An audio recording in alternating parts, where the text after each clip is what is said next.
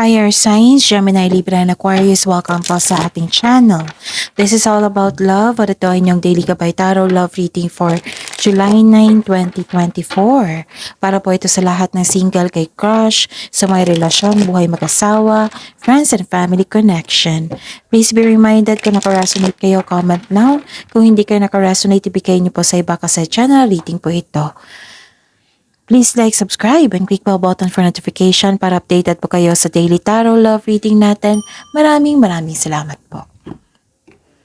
This is for you, Gemini, Libra, and Aquarius. Ayusin ko lang yung camera. Kung may narinig kayong ingay, pasensya na po ako sa may construction po sa kabilang bahay. Okay? Focus kayo sa akin. Sa mensahe, don't worry, nakafocus ako sa reading natin ngayon. Spirits guide, kamusta? Spirits guys, ano po yung gustong sabihin ng person ni Gemini, Libra, and Aquarius sa kanila? Ano po yung gustong sabihin ng person ni Gemini, Libra, and Aquarius sa kanila? I need 3 cards po. I want to take care of you the way you've always taken care of me. Gusto ko niyang alagaan. Kasi nagustuhan niya yung ugali mo, yung kalinga mo sa kanya. Ang sabi po niya dito, please don't hate me for ghosting you. You didn't deserve it.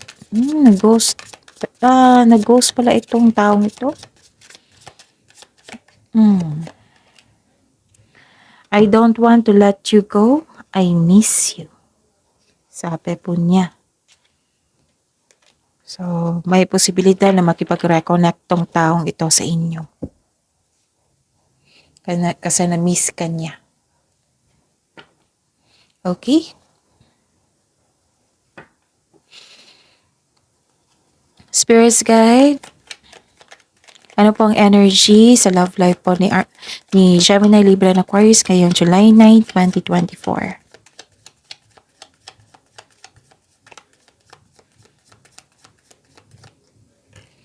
Clarification po sa 7 of Cups reverse.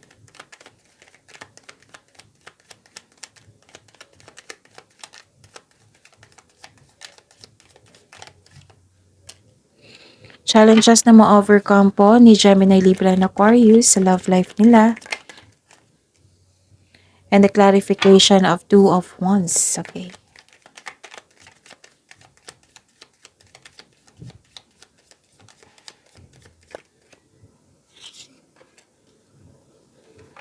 Okay.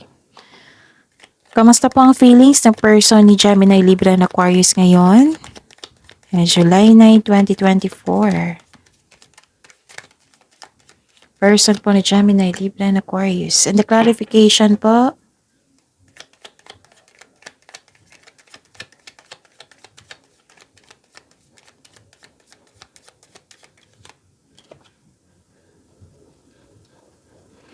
Okay, tingnan natin. Kamusta ang energy mo? Gemini, Libra, and Aquarius. Ngayong July 9, 2024. May nakita ko ditong concern sa isang tao na hindi totoo sa inyo. Confused kayo. Naging obsessive din po yung taong yon sa inyo. Nag-iingat po kayo sa kanya. Oo, mismo kayo nag-decide na nag-iingat po kayo sa kanya. Okay? Nag-iingat kayo kasi mapaninlang itong taong ito. Siguro niloko kanya, no, before. Gusto niya bumalik sa inyo, oh. Okay? May nakita rin ako ditong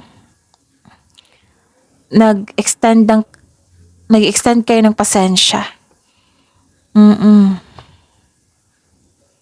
Nakatanggap ka ng unexpected message sa kanya. Nag-extend kayo ng pasensya. So, ano yung challenges na ma-overcome nyo ngayon, Gemini, Libra, and Aquarius?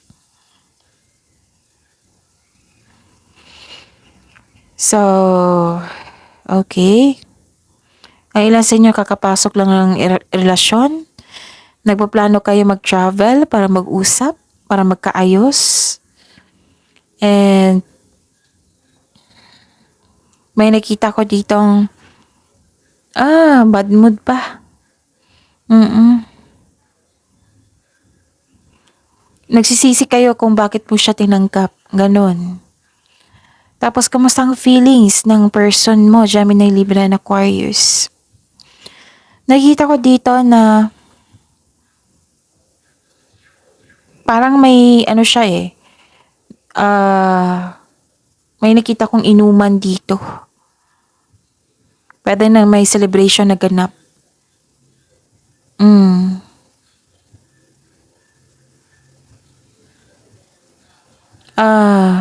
Okay. May balak siya makipag-date sa inyo ngayon. Kaya pala may balak dito mag-outing or lumabas. May balak siya makipag-date sa inyo ngayon. Pwedeng group date ito.